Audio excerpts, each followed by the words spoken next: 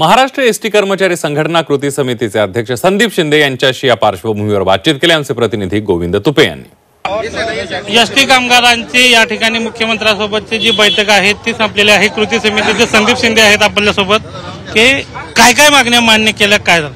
एक तर मुख्यमंत्री महोदयांनी 1 एप्रिल 2020 पासून सर्व कर्मचाऱ्यांच्या सरसकट वेतनामध्ये 6,500 रुपये मूळ वेतनामध्ये वाढ आमची मान्य केलेली आहे।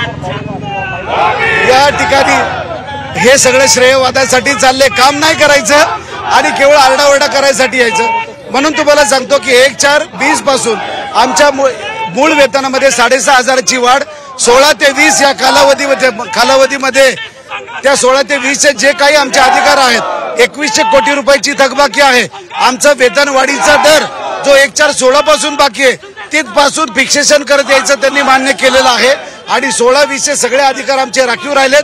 20-24 साठी हे पॅकेज 6,500 रुपये दिलेलं आहे आणि आम्हाला फ्री पासाची घोषणा त्यांनी लगेच त्या लोकांना कामाला लावलेलं आहे। विद्यमान कर्मचारी आणि सेवानिवृत्त कर्मचारी यांना कुठलाही फरक न भरता सगळ्या गाड्यांमध्ये चालणारा फ्री पास त्यांनी जाहीर केलाय।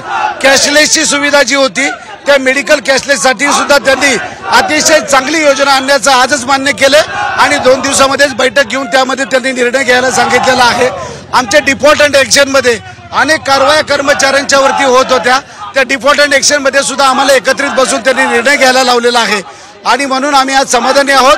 आजचं आंदोलन आम्ही मागे घेत असल्याची घोषणा करतो। बैठक ज्या वेळेला मुख्यमंत्र्यांसोबत सुरू होती चर्चा, त्यावेळेला खूप राडा झाल्याचं कळतंय। तुम्हाला परत कळलं का? काही लोकांना एटिकेट्स नसतात, काही कळत नसतं आणि म्हणून जो राडा झाला तो शोभनीय नव्हता।